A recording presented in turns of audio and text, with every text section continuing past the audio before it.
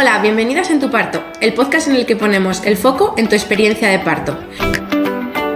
Somos Elena, Marina, Laura y Victoria, 4 matronas súper apasionadas que quieren cambiar la forma en la que vivimos el nacimiento. Hablaremos de todo, desde esas historias que nos ponen la piel de gallina hasta los consejos que no sabías que necesitabas, pasando por las risas y anécdotas que solo nosotras, las matronas, conocemos. Un lugar donde encuentras información, apoyo y, ¿por qué no?, un poco de diversión. Empezamos. Hoy tenemos con nosotras de invitada a la doctora Leila Brown. Es una de nuestras ginecólogas del equipo y estamos muy contentas de que haya decidido venir. Y yo muy contenta de estar aquí y pasar ahora un ratito con vosotras. Fenomenal, pues vamos a grabar 2 episodios con ella y creo que nos va a contar cosas muy interesantes. Vamos a aprovechar para hablar de, bueno, nosotras somos, ya sabéis que somos muy fisiológicas, pero indudablemente si hay algo que, si tiene una ventaja estar, pues vivir en donde vivimos y tener todos los recursos que tenemos, es precisamente que marca la diferencia, ese pequeño porcentaje de patología, donde podemos pues marcar esa diferencia y lograr pues mejores resultados, ¿no? Entonces, bueno, pues eso es el control del embarazo, es el sentido de que las ginecólogas entren en el control del embarazo y entren en el parto también. En este caso vamos a hablar en estos 2 episodios sobre todo de control médico del embarazo, todo lo que tiene que ver con profilaxis, con screenings. Vamos a hablar también, bueno, vamos a tocar temas distintos. En concreto, en este episodio de hoy vamos a hablar sobre todo de profilaxis antibióticas. Vamos a hablar también de control de screenings, en concreto vamos a hablar del control también de la diabetes gestacional. Bueno, temas que a veces hay una pregunta muy típica de ¿esto se puede? ¿Es obligatorio hacer? La palabra obligatorio no nos gusta, pero bueno, al final encierra ¿cuál es la recomendación?, ¿no? Yo creo que esos son los términos en los que vamos a hablar, recomendaciones, ¿no? Tener información, vamos a intentar ser todos los objetivos que podamos. Al final Leila ha estudiado muchos años para precisamente pues ver todas las opciones que hay, las causas, los motivos, y al final la mujer, ¿no?, utiliza su autonomía del paciente para, con toda la información, pues tomar sus decisiones, ¿no? También nosotros yo creo que nos caracterizamos mucho por individualizar, ¿no? Yo creo que al final eso marca mucho la diferencia. Al final hay veces que los protocolos los protocolos universales son eso, universales, y bueno, pues a veces nos podemos beneficiar de una individualización, ¿no?, en función de los casos. Bueno, ya no me enrollo más. Vamos a empezar, si os parece, hablando de un tema que es muy importante, ¿no?, que es el tema, bueno, muy conocido sobre todo, que es el tema del screening de estreptococo, ¿no?, la famosa prueba, ese hisopo vaginorrectal, ¿no?, que nos meten ahí en el tercer trimestre en torno a la 30 Entre la 35 y la 37 idealmente es cuando lo tenemos que hacer. Luego muchas veces tenemos que tener en cuenta para qué hacemos esta prueba. El estreptococo vaginorrectal del grupo B es una bacteria que forma parte de la población de la microbiota de la vagina de entre el 10 y el 30% de las mujeres. Y su importancia es que si no lo tratamos y el bebé se infecta en el momento del parto, puede tener una sepsis neonatal que puede ser grave y puede tener consecuencias neurológicas a largo plazo. Uh-huh. Es verdad que es una complicación rara, o sea, la sepsis neonatal en mujeres que no están con profilaxis antibiótica y sí que son portadoras, pues tiene una incidencia de 2 de cada 1000 partos. Es muy poco, pero al poner en la profilaxis antibiótica podemos reducir esa incidencia a 0,2 de cada 1000 partos. Teniendo en cuenta que en torno a un 40% más o menos de esos bebés que sí que tienen sepsis van a tener secuelas neurológicas a largo plazo, pues en general es algo que está avalado y recomendado en todas las guías que me he podido mirar. Claro, al final, lo que decía al principio, ¿no?, que al final nosotros jugamos con porcentajes pequeños de mejora, pero bueno, que es lo que marca al final la diferencia, ¿no? Ya. Muy bien, y entonces, el sentido de la prueba es este, ¿no? Evitar un riesgo, o sea, disminuir ese riesgo de infección del bebé. Y ¿es así en todos los países? ¿Es así siempre? Es justo lo iba a decir. Yo en Inglaterra el protocolo que teníamos es que, no se hace el exudado, ¿no?, la típica, la prueba, o sea, en el tercer trimestre lo podrías ir a hacer en la consulta de la ginecóloga en una exploración, ¿no?, que sacáis la muestra, o incluso se lo puede hacer la mujer a sí misma, ¿no?, es con un palito sacar como un frotis, ¿no?, simplemente se lleva al laboratorio y lo aíslan. En Inglaterra se veía por análisis de orina. Entonces solo se trataba a las mujeres que daban positivo en análisis de orina, no había exudado como tal. No sé muy bien cuál es la diferencia o la decisión de hacerlo así. Sí, o sea, realmente tú cuando miramos revisiones a nivel internacional de las guías en general, sí que lo recomiendan, tanto pues las guías americanas, el resto de guías europeas, Inglaterra es que siempre va un poco Sí, a su las rollo. nice guidelines son diferentes. Siempre son un poco distintas, aunque yo en la NICE que he encontrado sí que ponía que recomendaban extraerlo con exudado vagino-rectal. Sí. Es más sensible el vagino-rectal que en orina. Claro, yo creo que es un poco por ahí, ¿no? Que si en orina no te sale, como que no se considera toda, como ¿no? hasta cierto punto a lo mejor, y que si sale en orina es como hay que tratarlo sí o sí porque este ataca. Incluso aquí, por ejemplo, una mujer si ha tenido un EGM en orina a lo largo del embarazo, en general sí que recomendamos tratar como si fuera un positivo, aunque luego en el tercer trimestre salga negativo el exudado vagino-rectal. O sea, si está en orina, está. Claro, sí. Incluso en un embarazo anterior, si hay un estreptococo positivo en un embarazo anterior. Pues ahí ya nos metemos más en terreno farragoso, depende un poco también de qué quiera la mujer y de qué pasó en ese embarazo anterior. Porque si fue pues, en un embarazo anterior y el bebé luego tuvo un ingreso por una sepsis, ahí sí que no creo que haya ninguna mujer que le ingrese a su hijo que luego no quiera forrarse de antibióticos. Al final eso también marca un montón. Claro, es que vivimos ahora, o sea, ahora el tema de las resistencias a antibióticos está yendo como muy rápido, ¿no? Algún día a lo mejor eso puede llegar a cambiar, ¿no? Ese porcentaje de, ¿cuál has dicho? Del 2% al 0,2%, ¿no? Sí, eso es. De riesgo. 2 por 1000. Perdón, sí. Por 100, no por 1000. Para mí, sobre todo, me parece que la importancia es que los bebés que se ponen malitos se ponen muy malos y hay consecuencias muy graves. Para mí ese es el riesgo de decir, o sea, yo tomo una determinación, ¿no? De no tratarme a nivel antibiótico y jolín, que al final...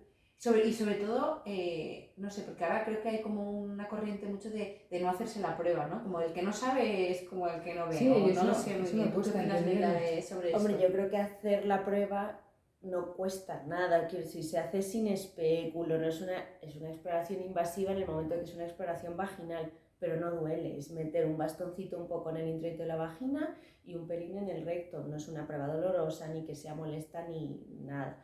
No cuesta nada hacérselo y yo creo que conocer el estado de portador pues es importante, es que lo más posible es que sea negativo. Claro. La mayoría de la población no lo tiene. Y tengo otra pregunta de controversia. Ahora también se estila mucho el tomar probióticos como para reducir esa positividad, ¿no? Incluso mujeres que han dado, que pues eso se hace como de cara a 35 semanas, 36, y a lo mejor la mujer no da luz hasta la 41, ¿no? Entonces ha tomado sus probióticos, ha hecho lavados con gel íntimo pH neutro, y entonces en la semana 40 se vuelve a repetir la prueba. Pues yo conozco casos que han negativizado. Sí. Entonces podemos... ¿Qué opinamos de esto? ¿Ya esa mujer está libre de... o ese bebé está libre de pecado? De riesgo. El otro día, además nos presentaron un laboratorio, nos estuvo comentando unos probióticos que han sacado que son sobre todo de cara a embarazo. Que sí que se ha visto que pueden mejorar esas poblaciones de microbiota, tienen estratificadas las poblaciones de microbiota en la vagina en un montón de tipos, de más riesgo, de menos riesgo de sepsis neonatal. Y sí que se ha visto que los pueden mejorar y reducir. Los cultivos pueden dar falsos negativos.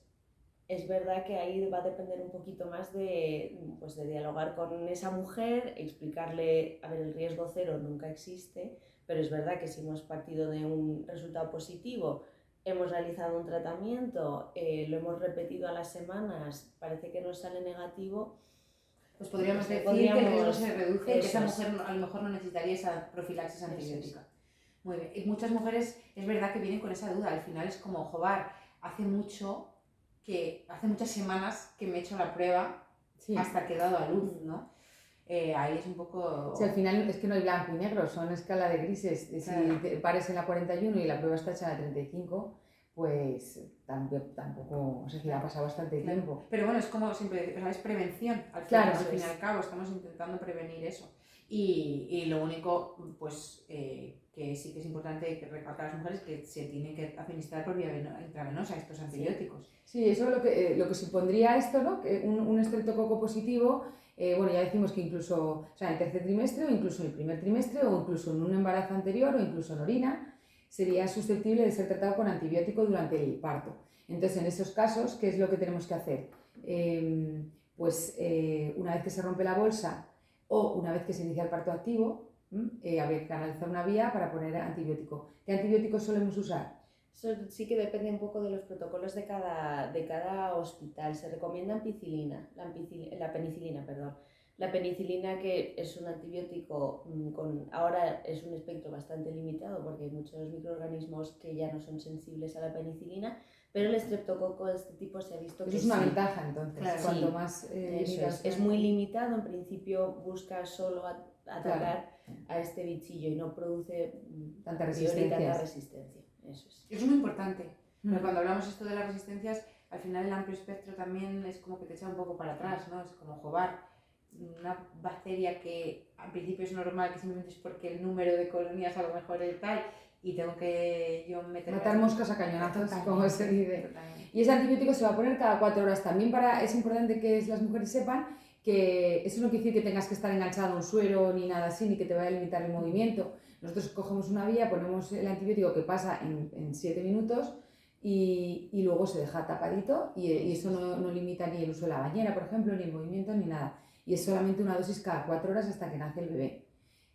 Sí que es verdad que para que sea eficaz hay que poner justo la segunda dosis, ¿no? Es un poco el ponerlo cada 4 horas es para que el antibiótico alcance unos niveles en sangre en los que sea terapéutico, y esos niveles se alcanzan a partir de la segunda dosis.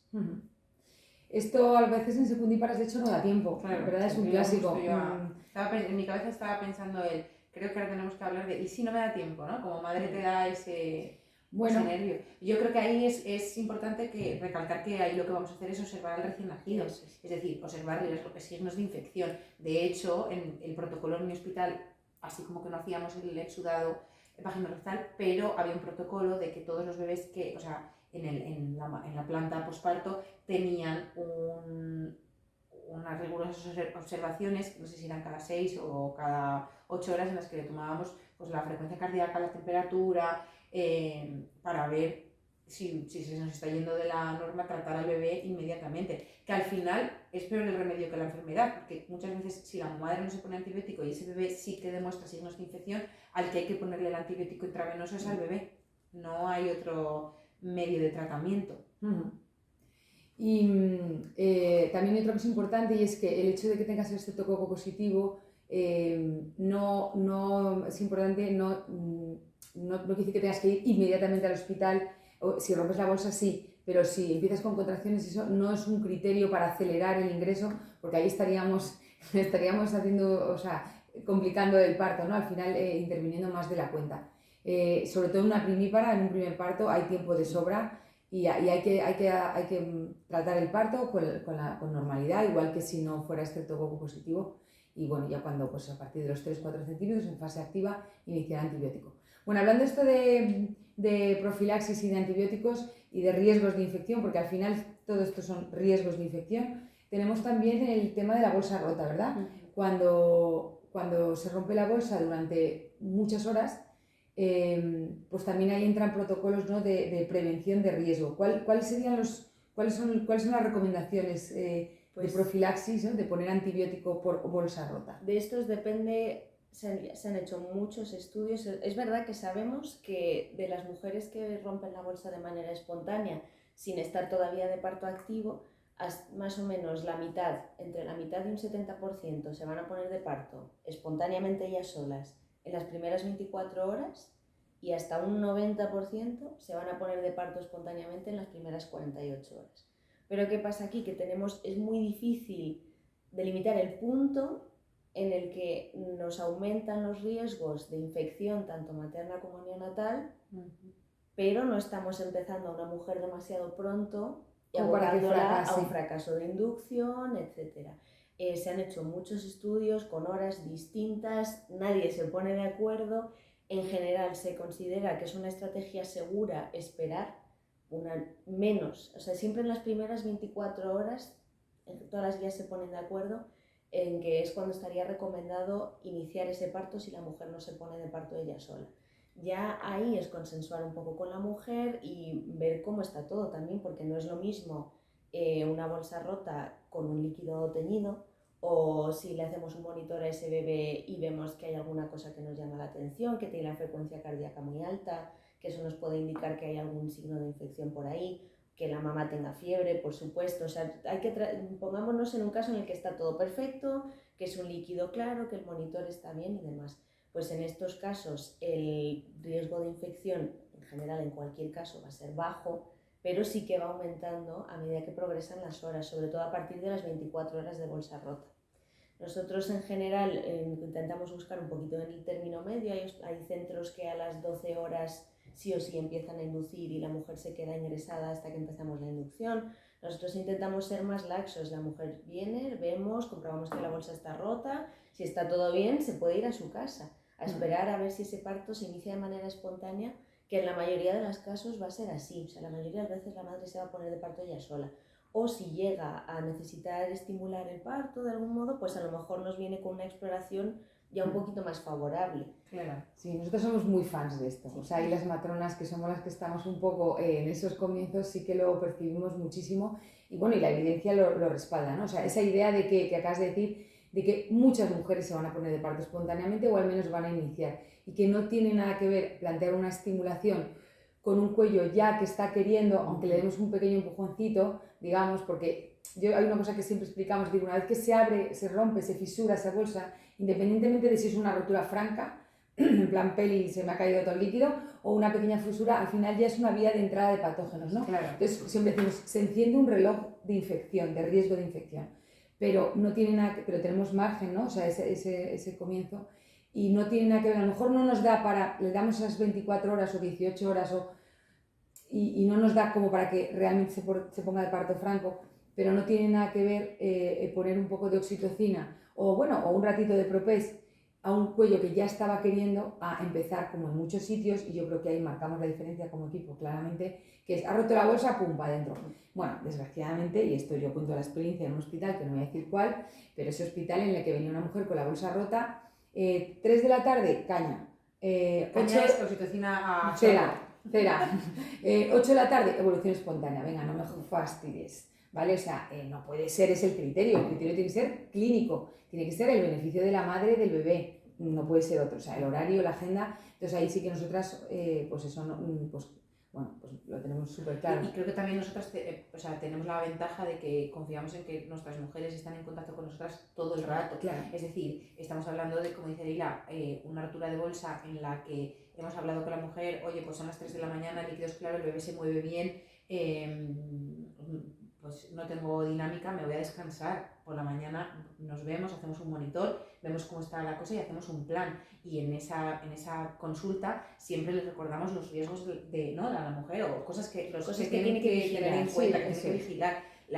Pues eso, la temperatura, el cambio de líquido y tal. Entonces, ¿cuáles son? Que siga habiendo momentos del bebé, que no haya fiebre y que no haya un cambio del color del líquido. Exactamente. ¿Qué es lo que vas a hacer en el hospital? Que es cuando te ingresan en el hospital, te ingresan ahí en barbecho a no hacer nada. Pues en vez de eso, vete a tu casa, que vas a secretar mucha más oxitocina. Total. Y luego hacemos un control que está perfectamente protocolizado y es absolutamente seguro, hacer un control a las 12 horas y ningún problema, ¿no? Claro. Y entonces... Y hay otro, en esto de individualizar que decía Leila, por ejemplo, una secundípara, que tú sabes que te vas a ahorrar el propés, por ejemplo, que ya tiene una exploración favorable, le puedes dejar más tiempo de evolución espontánea y a lo mejor no le tienes que poner ni una gota de medicación. Claro, porque el propés, para las que no lo sepáis, es la medicación que ponemos por vía vaginal, que ya lo hemos explicado en algún otro capítulo, pero la preinducción. La preinducción, que es para la maduración del cuello del útero. Entonces, si una mujer ya ha tenido otro bebé o ya llevaba con pródromos algún tiempo y ya ese cuello ya está maduro, ya está blandito, ya está, pues eso nos lo podemos ahorrar, es lo que dice Elena. Y hay estudios hechos además porque se ha investigado un poquito por ver cuál es la vía más idónea para la inducción en mujeres con la bolsa rota si fuera necesario, y la actitud no tiene por qué cambiar de lo que hacemos con cualquier inducción. Se pueden utilizar las mismas medicaciones y en el subgrupo de mujeres que ya han tenido un bebé sí que nos dice que a mínimo que la exploración esté un poquito favorable, se puede empezar con oxitocina a dosis bajita para que vaya cogiendo un poco de ritmo la dinámica. Nosotros una experiencia fantástica con esto bueno, incluso poner oxitocina y luego quitarla. Claro. Bueno, esto lo hemos hablado más veces, ¿no? ¿Y qué? Dosis súper bajas y ya es suficiente. Van muy bien. También eso es cuando se rompe la bolsa y no estás de parto, o sea, las inducciones por bolsa rota tienen mucho mejor pronóstico, por ejemplo, que las inducciones por GP. Claro, al final el cuerpo ya te está diciendo que se quiere poner de parto. Claro, es un inicio espontáneo. Claro, el mecanismo por el cual se rompe la bolsa, siempre a término, si es una rotura de dadas prematuras y demás, normalmente es porque tenemos alguna causa infecciosa debajo. Pero si es al final del embarazo, al final las membranas están sometidas a todas las fuerzas del movimiento del bebé, las contracciones uterinas, incluso esas contracciones que la mujer no las está notando mucho, pero algo están haciendo. Eso es lo que ha roto hay la una bolsa. Presión ahí, claro, al final. Sí.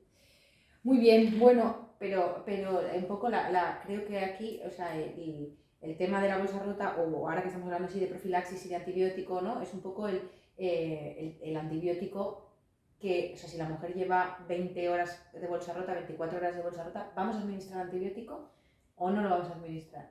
Idealmente, si nos ceñimos un poco a las recomendaciones de la Sociedad Española, que al final son las que nos avalan, y si pasa cualquier cosa, pues a los que nos tenemos que remitir, sí que nos indican que lo recomendable es, antes de que pasen 24 horas de que se esté rota esa bolsa, empezar a poner el antibiótico. Vale, y luego ya depende del centro. Hay centros que es a las 12, hay centros que es a las 18, hay centros que es más ¿Y nuestro protocolo en la unidad cuál sería? En la unidad es a partir de las 18 horas de bolsa rota, entonces la mamá puede estar en su casa esperando sus 18 horas, que se pone de parto antes, pues viene, que parece que no, pues a las 18 horas sí que les recomendamos venir para empezar la antibioterapia. Es una recomendación más bien de pediatría, sí, en realidad. Eso es. Pero bueno, esto es, bueno, al final en la unidad, si los pediatras tienen ese protocolo, al final, si cubres al bebé tienes más posibilidades de que luego no haya que hacer una analítica, porque si no, si ellos consideran que el bebé no está cubierto, cuando nazca el bebé van a querer hacer un análisis bueno, pues profiláctico, ¿no? O sea, para descartar infección neonatal por más de 18 o incluso 24 horas de bolsa rota. Genial. Y yo creo que hablando de profilaxis antibiótica nos queda como un campo, ¿no? A mí me gustaría un partidito de añadir de y qué efectos tiene ese antibiótico, ¿no? Porque al final hay mucha gente que es un poco, vale, sabemos por qué sí que lo recomendamos, pero ¿cuál es el efecto a largo plazo? Se han hecho muchos estudios, al final hacer estudios en bebés y luego seguirlos es muy difícil, es muy caro, es muy difícil seguir a unos niños a largo plazo. Lo único que se ha descrito es un pequeño aumento de la incidencia, pues, de cosas tipo alérgico, asma, rinitis, dermatitis atópica. Ya está. Han hecho incluso estudios en la microbiota intestinal de esos bebés ya con 2 años, 3 años de vida y no han visto cambios entre los que tuvieron antibiótico durante el parto y los que no. Pero al final la microbiota que tiene el bebé la desarrolla, pues, a partir del ambiente que haya en su casa. Es muy interesante. Sí que es verdad que hay estudios incipientes con el tema de la lactancia, que está sin hacer, la lactancia, la gran olvidada, y parece que ahí también podría interferir el tema del antibiótico durante el parto en un aumento de la incidencia de mastitis, ¿no? Al final el antibiótico transforma tu flora, sí, claro. y podría... Pero bueno, esto está un poco en pañales, como siempre, la lactancia, vamos por detrás. Y yo creo que pues, es muy buena recomendación, hablando tú de eso, mujeres que necesiten antibiótico por cualquier motivo en el parto, pues a lo mejor comenzar con probióticos directamente para restablecer esa flora. Otro tema súper polémico también, el tema de los probióticos, bueno, pero quedan para un episodio. Claro, sí, yo creo que podemos hablar en un capítulo de bueno, eso. Yo siempre con esto me quedo que hay mucho que estudiar, todavía hay mucho que aprender, que es importante individualizar y bueno, y al final pues y también en último término nos debemos a la evidencia que tenemos hoy, aunque a lo mejor dentro de 5 años digamos, oye, donde dije Diego, digo Diego, pero hoy pues nos basamos en lo que tenemos y lo que tenemos y que mucho es prevención al final. Es prevención, todo es prevención, son cosas dinámicas también, o sea, por lo mismo, estamos con una mujer que está todo perfecto y de repente empieza a tener fiebre. Pues bueno, eso por supuesto, factores de riesgo implica uso de antibióticos, ahí sí que... Claro. Es que incluso sin haber una bolsa rota, una inducción normal que se alarga muchas horas, que ha habido que hacer exploraciones que sabemos que incrementan el riesgo de infección, que no, le he cogido una vía o le he cogido 2 o lo que sea, y al final Eso es otro hay dato que importante. tratarlo, ¿no? Es otro dato importante. Limitamos las exploraciones cuando sabemos que hay un estrepto positivo, cuando hay Claro. una bolsa rota larga. Se puede, bueno, el otro día, bueno, nosotros estamos hartos de hacerlo, pero decir que es que se pueden hacer partos prácticamente sin explorar, especialmente sin epidural, como siempre. Es muy importante. Y luego también es que no sabemos cómo va a ir evolucionar ese parto, ¿no? O sea, pues una mujer que se ha puesto, se ha roto la bolsa y, ¿no? Que decimos, por prevenir, alguna mujer dirá, joder, me pusieron un antibiótico y de repente se activó el parto y di a luz en un par de horas, ¿no? Es como, bueno, pues igual que ese antibiótico a lo mejor no ha atravesado la barrera placentaria y no ha llegado a tu bebé, tampoco la infección. O sea, quiero Justo, decir, si ha ¿no? sido muy rápido. De hecho, Claro. esto es un apunte a lo de antes, en las cesáreas programadas con estreptococo positivo no se pone el antibiótico, ¿no? No se pone la penicilina, se pone otro antibiótico siempre cuando hacemos una cesárea. Claro. Al abrir el abdomen, etcétera, pues tenemos La que poner el cefalina, ¿no? antibiótico. Mira, pues esa era otra profilaxis preventiva, que no habíamos Eso es. pensado en ella. Al final ahí también estamos haciendo... Pero no por estreptococo, para entenderlo, ¿no? Que la simplemente por bolsa, la si la bolsa cirugía. está íntegra y no ha habido ese paso del bebé por el canal del parto, ni esa apertura, ¿no? Del canal del parto hacia el bebé, pues no es Y yo necesario. pienso en otro escenario en el que hubiera que poner antibióticos, que es una extracción manual de la placenta. Sí, siempre cuando hacemos una revisión manual o si hay que hacer un legrado puerperal, cualquier cosa así, se pone antibiótico. Ese ya es para proteger a la madre, ahí ya tenemos fuera el bebé y al final nosotros Sí, siempre no, si exploramos desde vagina es una manipulación. Claro. Entonces para proteger a la madre. Muy bien, nos queda otra profilaxis un poquito más polémica, menos clara, ¿no? Que es el tema de la auromicina, ¿no? La profilaxis, en este caso, pediátrica al bebé en el nacimiento. Hay dos intervenciones características que se hacen en España sistemáticamente, ¿verdad? Es universal, universal no, en España, ahora veremos, que son los dos cuidados típicos, que es la vitamina K y la auromicina. Yo aquí quiero decir que no tienen nada que ver una con la otra, porque a veces se mete como el mismo saco. No, yo es que soy muy natural y no pongo nada. Pues no. Y que la vitamina K no es una vacuna. Eso es, la vitamina K ni es una vacuna ni es un antibiótico. Y la auromicina oftálmica sí es un antibiótico y sí es una profilaxis.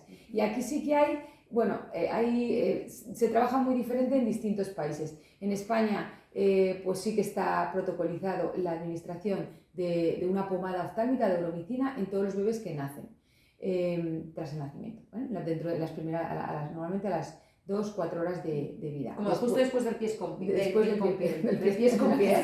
Del piel con piel. Eso es. Entonces, el sentido de esta, bueno, yo he hablado mucho, cuéntanoslo tú. ¿Cuál es el sentido? ¿De qué estamos protegiendo? O Leila, ¿de qué estamos protegiendo qué buscamos? Pues ahí lo que buscamos es proteger al bebé de ciertos microorganismos que pueden estar en la vagina de la mamá y pueden producir ceguera. Ya está. O sea, con la pomada es esencialmente lo único que queremos prevenir es una ceguera. ¿Qué puede producir una ceguera? La clamidia, algunos tipos de tricomonas y gonococos, gonorrea. ¿Qué pasa con esto? Porque hay muchas mujeres que nos dicen, ay, me puedo hacer un exudado poco antes del parto para ver si tengo estos microorganismos. El problema tanto con la clamidia como con el gonococo es que son bacterias de crecimiento muy lento. Entonces el cultivo tarda mucho tiempo e incluso a veces da falsos negativos porque necesitan un ambiente muy especial para crecer esas bacterias. Otras técnicas que se pueden hacer se puede hacer PCR del ADN de clamidia, que eso lo que hacemos es igual, es un exudado vaginal.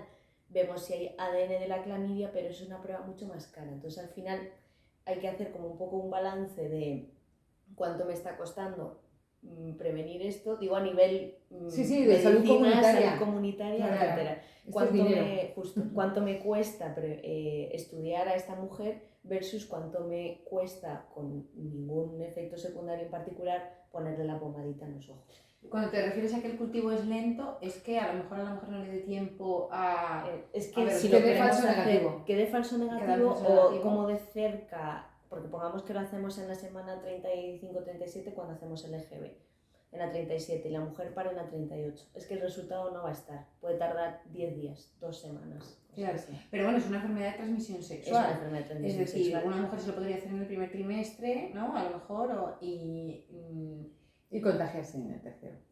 Sí, bueno, pero quiero decir que al final es una cosa en la que, o sea, evidentemente la confianza ciega es lo que hay, ¿no? Pero tú solo eres responsable de tus actos. Pero que podría hacerse, ¿no? O sea, que es como Claro. que te tendrías que haber contagiado si quitando el falso negativo, que siempre puede estar ahí. O sea, si tú te haces el test, da tiempo a ese cultivo, 2 semanas, lo que sea, el riesgo, o sea, es el riesgo Es de bajísimo, claro. Si tú no tienes factores de riesgo, si tú te has hecho el exudado, el riesgo de contagiar a tu hijo es bajísimo. Claro, es que y de hecho, por eso hay muchos con otra persona. Claro, hay muchos países, hay pues, países nórdicos, Inglaterra, como siempre, muchos países que abogan por los factores de riesgo y si no es población de factores de riesgo, que todos sabemos que los factores de riesgo son muy relativos, pero bueno, si es una población. También hay países donde hay menos incidencia de estas enfermedades de transmisión sexual, entonces baja incidencia, pues no hacen un cribado universal, o hacen un cribado, también hay países donde se hace un cribado universal, sí. se hace un cribado en el embarazo a todas las mujeres, claro. Y si no hay factores de riesgo añadidos, pues no se trata al bebé. Pero bueno, pues en España se ha optado por, pues claro. Debe ser que no lo tenemos tan claro como son nuestras prácticas sexuales, hay más incidencia. Y ya está, entonces se trata a todos los hijos. Y que es importante eso, recalcar que al final no es una cosa que se quede latente, ¿no? Porque a lo mejor una mujer piensa, mis parejas anteriores, lo que sea, o sea, esto es una infección activa, quiero decir. Puede estar latente 2, 3 meses, una cosa así, pero no es una cosa que lleve ahí años. Por eso, o sea, que es una cosa que o tienes o no tienes, o sea, sí. Eso es así. Y al final, bueno, pues eso creo que es una decisión muy personal. Y que la madre puede decidir y decidir en su plan de parto el hecho de ponerle o no ponerle. Esto sí que está mucho más extendido el no uso. O sea, esto es una cosa mucho más particular de España, bueno, y de algunos otros países, pero menos extendido. Y sí que, bueno, pues tendría más sentido el que las mujeres pudieran hacerse este. Yo creo que aquí es más una cuestión que al final, si nos movemos en el marco de la sanidad pública, es un poco eso, es más barato ponerles la pomada al bebé, claro, que estudiar a todas las mujeres. Habría que analizar el precio de las resistencias antibióticas, porque también. Yo vuelvo a lo mismo, es decir, que eso está cambiando. Yo creo que en unos años, en unos años se hará un cribado y posiblemente. Y si no hay factores de riesgo añadidos, posiblemente no se haga, porque ya, bueno, cada vez más. Bueno, esto era la pomada oftálmica. Luego vamos con la vitamina K, que nada tiene que ver, que a veces viene en el mismo paquete. Sí, ¿vale? Pero ya os la explicamos un poco para que os quedéis con la duda. La vitamina K, como su nombre indica, es una vitamina, es un factor de coagulación.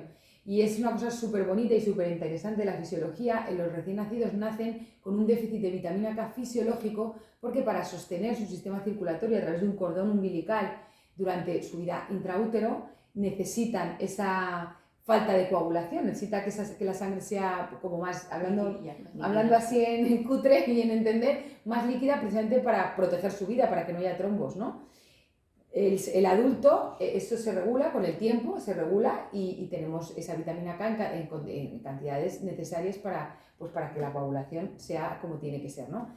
¿Qué ocurre? Bueno, pues que se ha descubierto que si se administra una dosis concreta, puntual en el nacimiento, el riesgo de una hemorragia, que sería, bueno, pues esto es como lo que hablábamos antes, con un resultado fatal, pues una hemorragia masiva en un recién nacido, pues ese riesgo disminuye. Entonces, bueno, el riesgo de la hemorragia no disminuye, o sea, disminuye, o sea, que si hubiera una hemorragia, aumenta la coagulación de la hemorragia, no disminuye el riesgo de que se disminuye sangrado. Un poco también el riesgo del sangrado. Al final, sí. Los bebés los neonatos tienen el hígado y el bazo muy grandes de manera fisiológica.